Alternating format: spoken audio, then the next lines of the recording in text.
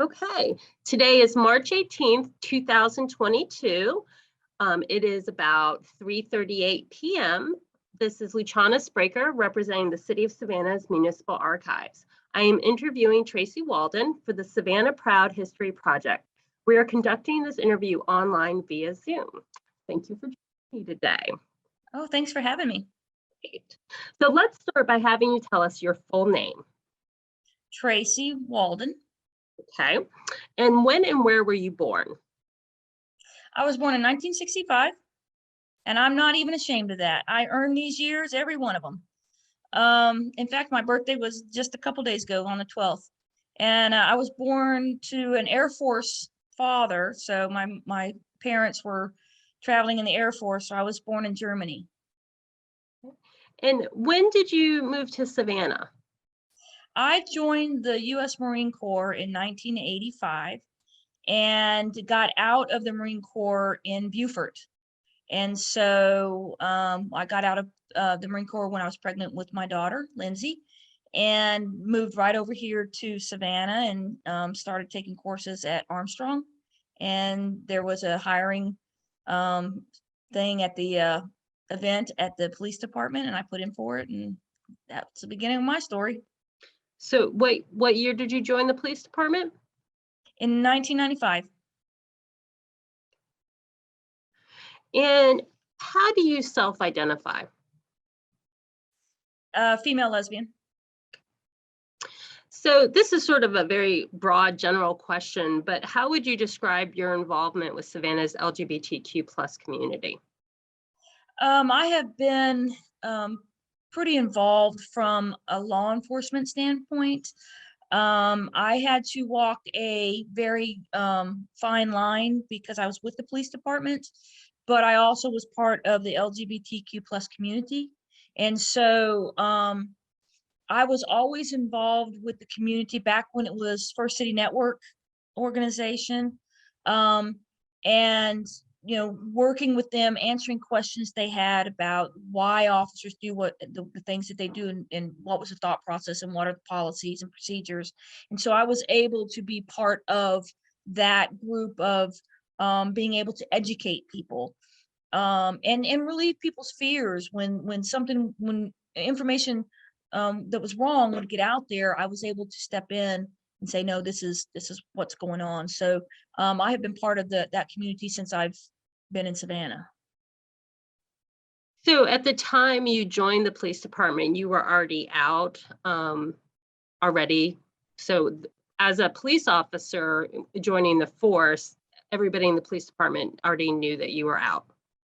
Yes, as a matter of fact, I was the first out and here's who I am person ever to be hired with that status on the police department. So the chief said, I appreciate you telling me this. That must have been, that was brave of you to tell me this in our interview, and you're the kind of person we want. And so he hired me right on the carpet. So I was the first one to actually be an out of the closet LGBTQ plus person to be hired with the police department.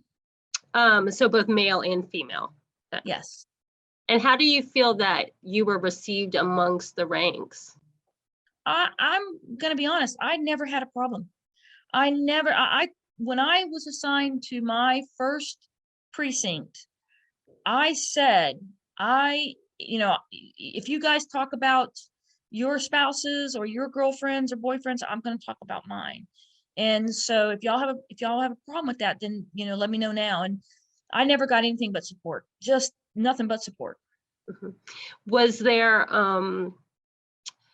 over the time, and how long did you serve on the force? So 95, so that was 27 years? 27 years. Mm-hmm. Over that 27 years, was there language that you heard or a change in language about how people in the force talked about the LGBTQ community or members of the community, just in their daily language? I think that every now and then there would be a small, nothing really horrific. I mean, they never used slang that was truly egregious or hurtful. But then, I would be able to say, that's here's the information about that. And they were always very receptive. But I'm going to say that that was very rare, very few and far between. In my whole career, there was only one person, not an officer. They were a civilian employee. They weren't here very long at all. And they were in a supervisory position, and they made a comment that was very homophobic towards me.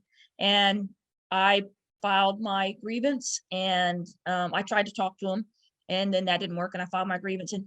And it, because of all kinds of things with this particular employee, not just my grievance, but just things, he didn't last long anyways. And then he was on his way, and that was the only single incident that I ever had that I ever felt uncomfortable. Okay. So you also played, you alluded to it with the education, but you were identified as a liaison. That was an actual like position or role, right, that you had on the force. Can you talk a little bit about how that came to be and when that was formed? So back when Chief Gellatley was here, back in the when I came on, he actually hired me. He was trying to understand this growing group of people in his community. And there had been an incident that he was concerned about. And so whenever he would have questions, he would call me and he would say, I don't know if you can answer this or not, but I'd like to get your take on this and get the feel of what the community's take on this is. I'd like to understand a little bit better. And I always appreciated him when he would call and say, can you put on this hat for me and talk to me through this. And so it was unofficial, it was informal, and that's the way it would go through several more chiefs.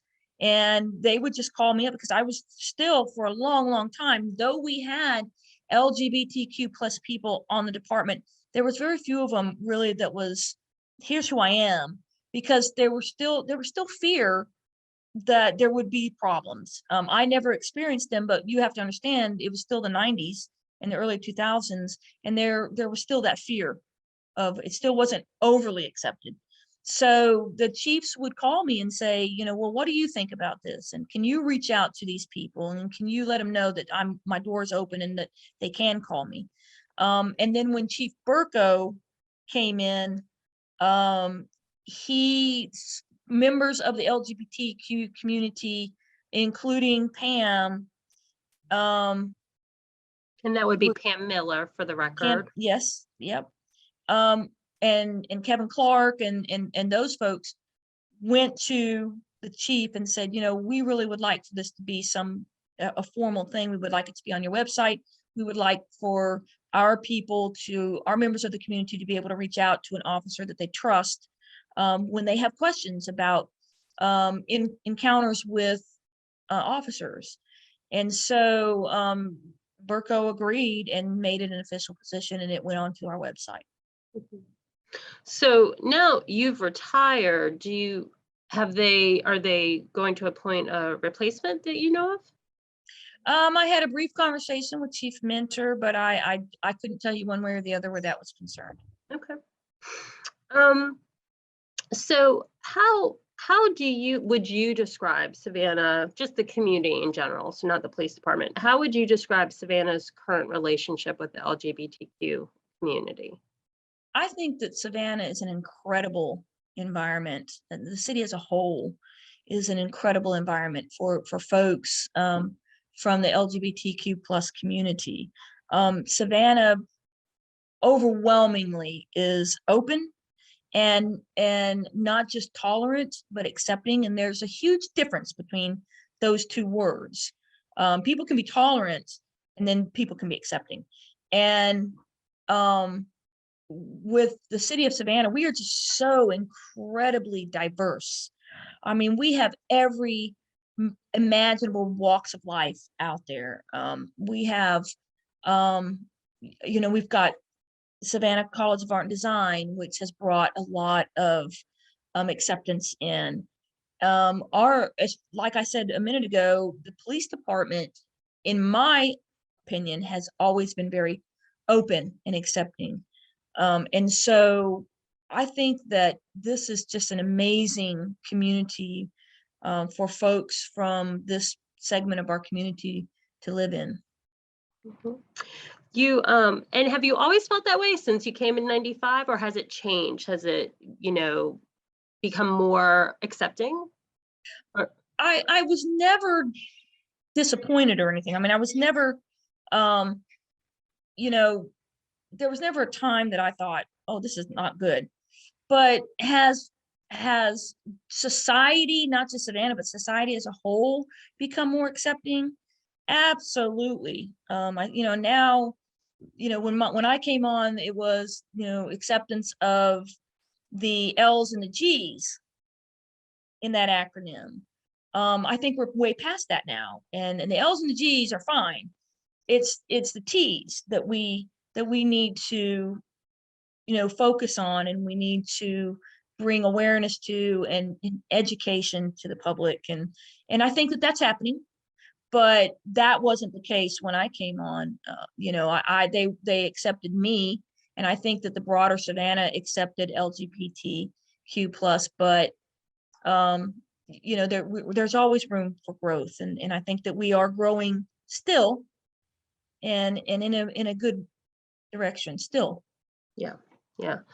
So our current mayor, Van Johnson, has set up a number of task forces as part of his administration, one being Savannah Proud Task Force, and you were appointed in the first group of members of that task force. Talk a little bit about that task force and what its role is in, pushing the Savannah community forward. So just to give you a little bit of background, years ago, and I couldn't tell you the exact year, probably about 10, maybe 12 years ago, the Human Rights Campaign came through and did a survey, we got a report card on what, even though the city of Savannah was more inclusive than most other communities, how are we doing as far as employees, LGBT plus Q plus employees? What were our policies? What kind of trainings did we do? And we didn't do well. In fact, the fact that we had the LGBTQ plus liaison with the police department gave us the only points that we had. So it was pitiful.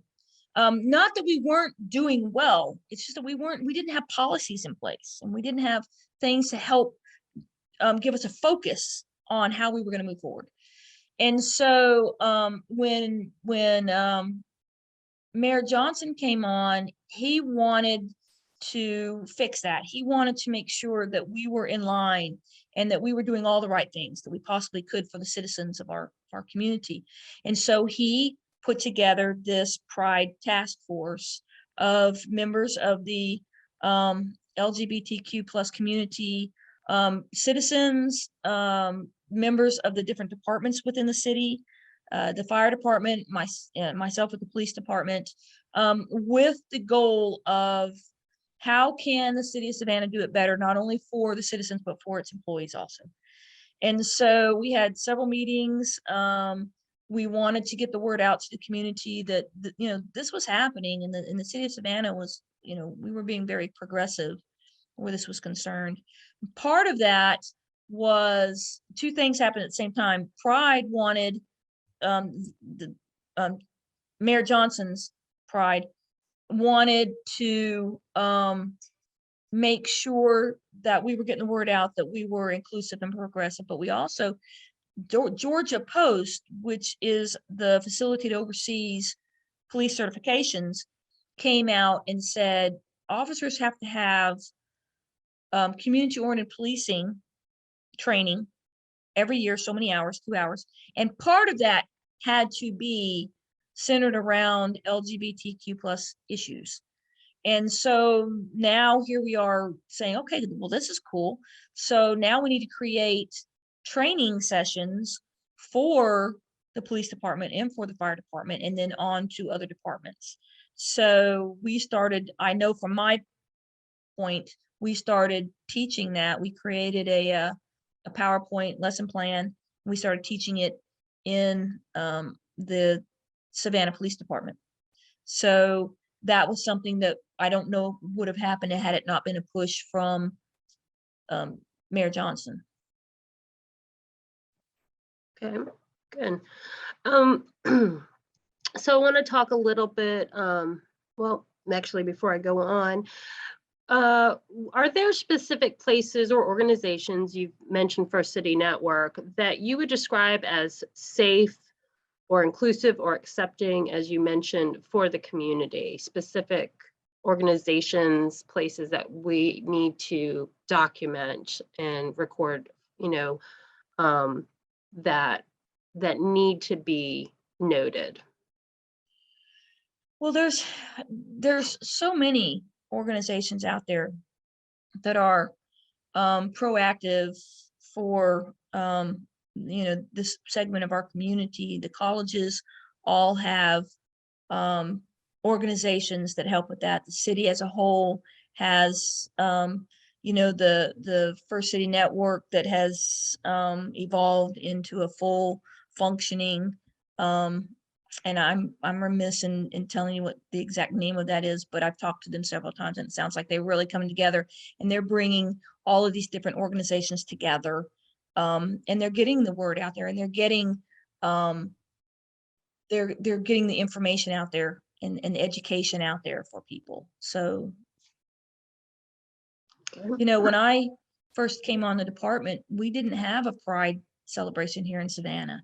And then when they first started trying to have a Pride, it was tucked away over there at the Roundhouse Railway Museum.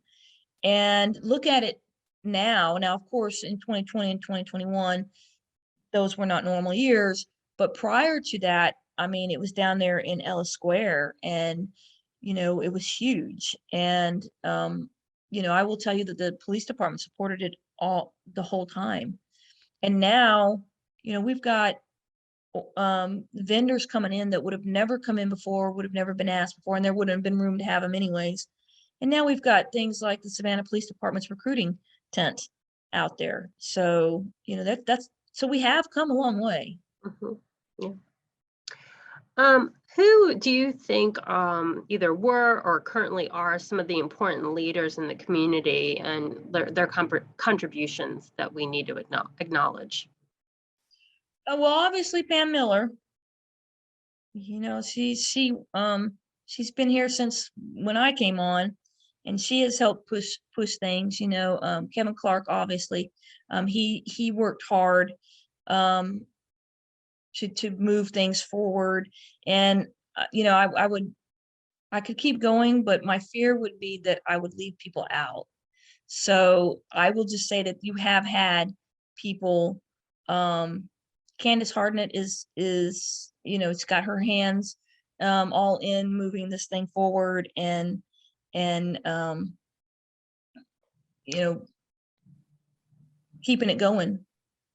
Would there be one person that maybe you, and this doesn't even have to be somebody from the LGBTQ community, but a person that you might think of as a mentor in your life that you look up to in any aspect, whether it's your policing career or to be a leader, that you would just like to acknowledge? There's several, but I will tell you that again, I came on the department as the first open and out LGBTQ plus person, and there were people that were not part of that part of the community that welcomed me, that supported me. Retired Captain Joy Gellatly was always right there, behind me. Retired Major Jerry Long was always very, very supportive. I mean, there have been people who have supported me all along.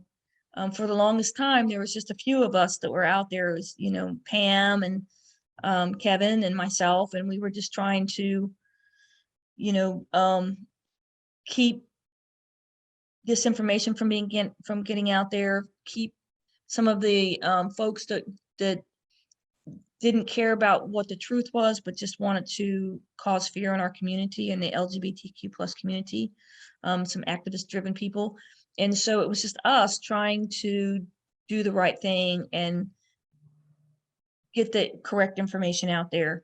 And so, I towards the end of my career, I kind of started backing off a little bit and trying to give it to the younger people in my department.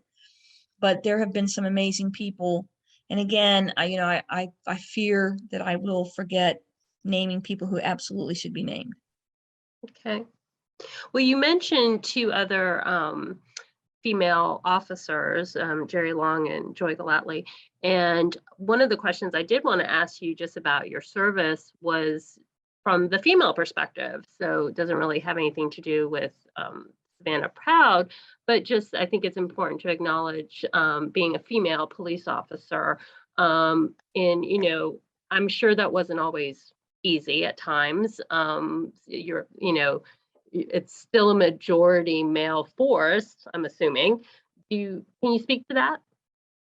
Well, I since 2000 have been an instructor of certain topics within the police department. And one of the things, and we have once you graduate the academy, you now have to go 8 weeks, I think it is. It has fluctuated, but I think about 8 weeks in-house learning about how we specifically do things.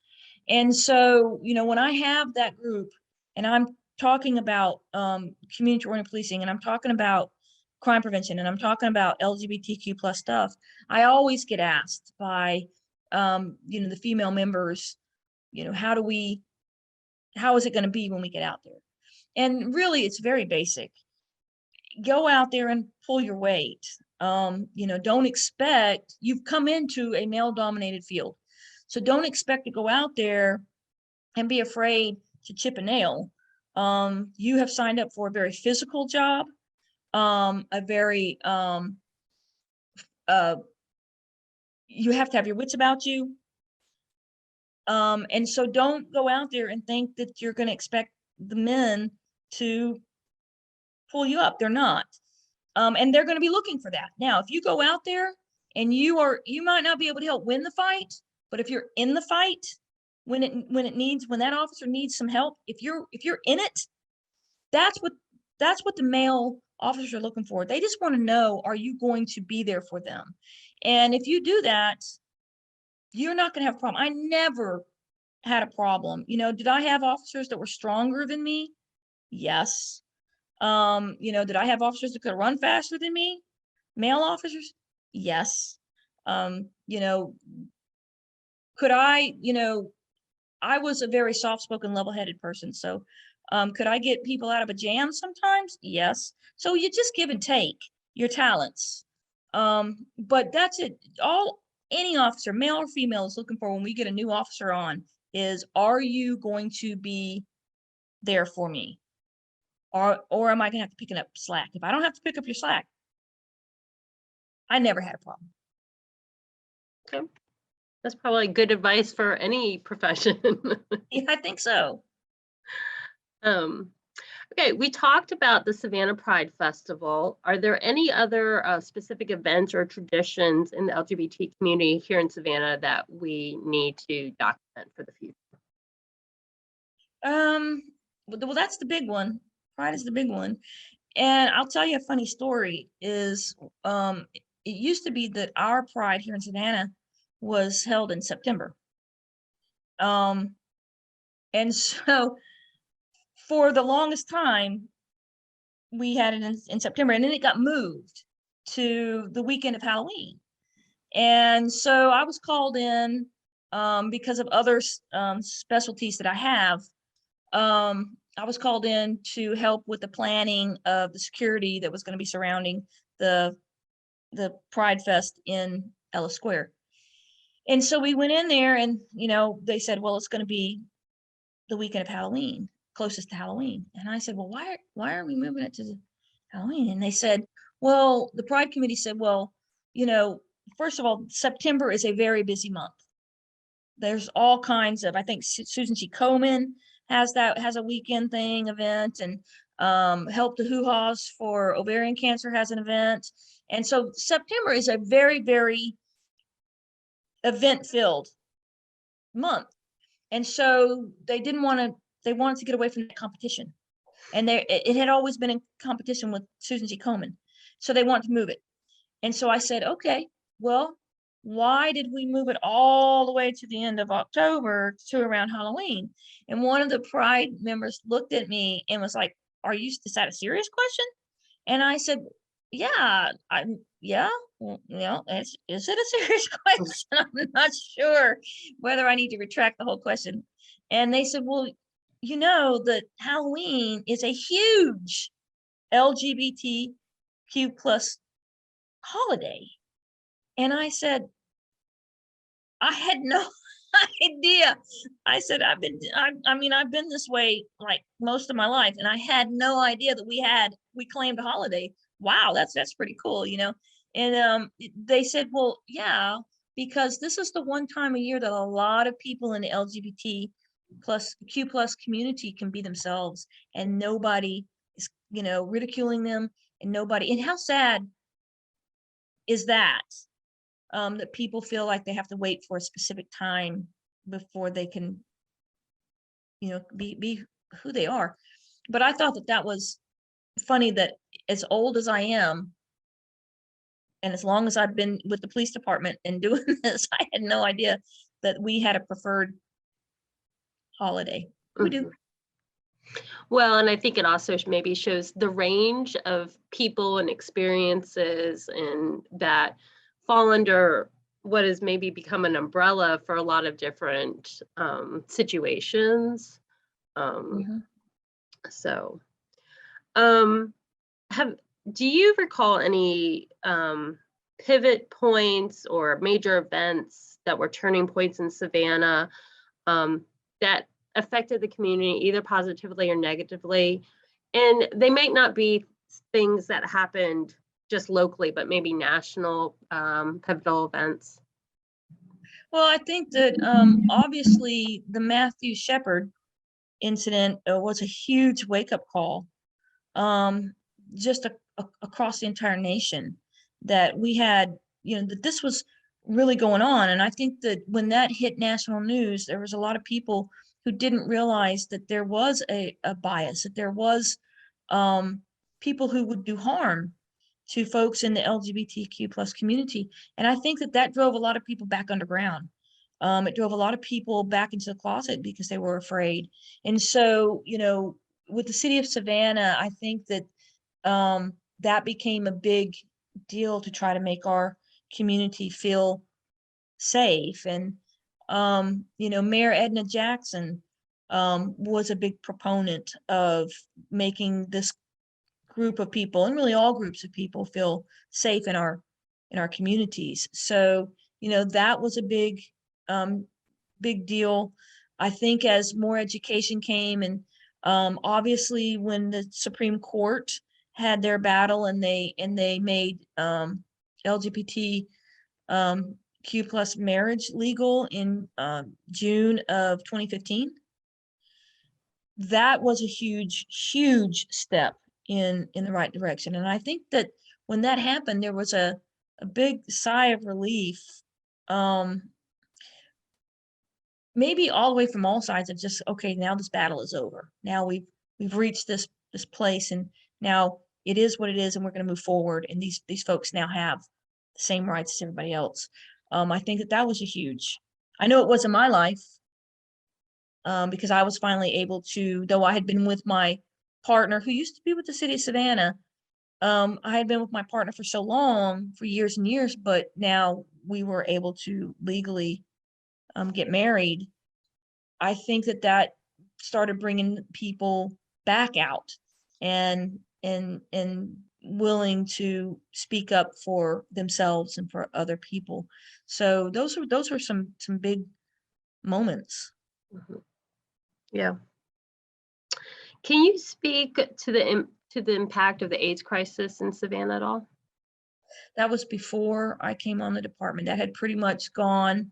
The treatments had become life-saving, and people were living their ordinary lives. by the time I came on to the police department. And prior to that, you know, when that first hit, I was still in high school. And then I went into the Marine Corps, and it wasn't an issue in the Marine Corps. And then I came out, and it was, you know, science had done what science does, and, you know, created ways to make these people live, you know, a long life and a healthy, you know, life. Are there any specific landmarks, like buildings, sites, businesses that we should pinpoint, recognize? Oh, I wish you had told me that question beforehand, because I probably could have come up with some. You know, Club One, obviously, it has been a huge part of it.